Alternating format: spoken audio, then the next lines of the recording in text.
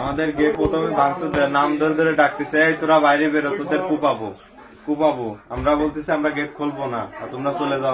আমরা তো কোনো দলদারি করি না, আমাদের করে কেন বললে ওখান থেকে কোপায় আমার মারে বেশ কম আলাপ দিচ্ছে, দিয়ে উপরে টিন কাটিছে। ওই কোণে টিন কাটে সব ল্যাবে এসে আমার মাথায় প্রথমে সাফল দিয়ে বাড়িতেছে, দিয়ে রামদা আমার গলায় ধরেছে, ধরে আমার বোর পেটে বাচ্চা, এই 4 মাস পেটে বাচ্চা, তারে মারধর করেছে। করে আমার সোনা দানা, এতে নেকলেস ছিল, এতে রুলি ছিল, আমার হাতের ব্রেসলেট, সোনার আংটি, এতে 56,000 টাকা ক্যাশ ছিল, এই ব্যাগে টাকা ছিল 30,000, সব নিয়ে গেছে। এই ছোট ছোট এই যে ব্যাংক, এতে টাকা জমাতাম, তাও নিয়ে চলে গেছে এর ভিতর থেকে।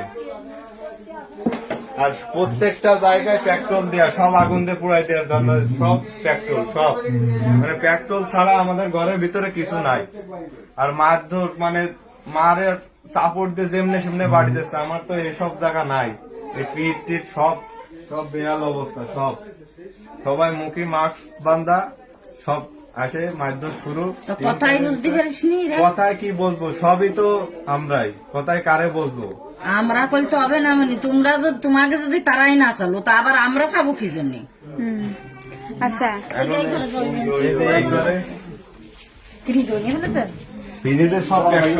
তারপর পেট্রোল আগুন দিল না কেন?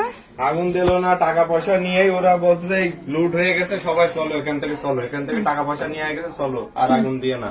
আমি পায়ে জড়াই ধরেছি যে ভাই আমার ঘরে আগুন দিয়ে না, আমার একটাই ঘর, আমি কোনে যে থাকবো, আমার ঘরে আগুন দিয়ে না। ওরা টাকা পয়সা নিয়ে আমাদের সবাই এই রুমে আটকাইছে, এই রুমের ভিতরে সবাই রে আমাদের গণভাবে এর ভিতরে আটকাই দিয়েছে, দিয়ে পিছন থেকে দরজা আটকাই দিয়ে চলে গেছে। তোমার নাম কি? আমার নাম শুভ বিশ্বাস। আমার বাবার তো মায়ের দূরে মনে করেন অবস্থা খারাপ, তারে মারিয়েই ফেলবে এক কথায়। কারণ আমার বাবা এখন হসপিটালে, এখন আমার ওয়াইফ, আমার বাবা, আমার মা, 3 জন আছে। আমি এই 2 দিন ভর্তি থাকার পরে আজকে বাসায় আসলাম। 5 তারিখ রাত্রে আমারে নিয়ে এখান থেকে হসপিটালে চলে গেছিল, কারণ এই কোনায় দাঁড়ায় আমারে মাস যা দেশে ওইভাবে আমি পড়ে গেছি। আমি তো কারে বাঁচাবো, নিজেই বাঁচবো না, নিজের বউ বাচ্চা বাঁচাবো, কারে বাঁচাবো? তাহলে ওরা কোন পাশটা ঢুকেছে? এই পাশে যখন তোমরা ওই ছাদের উপর থেকে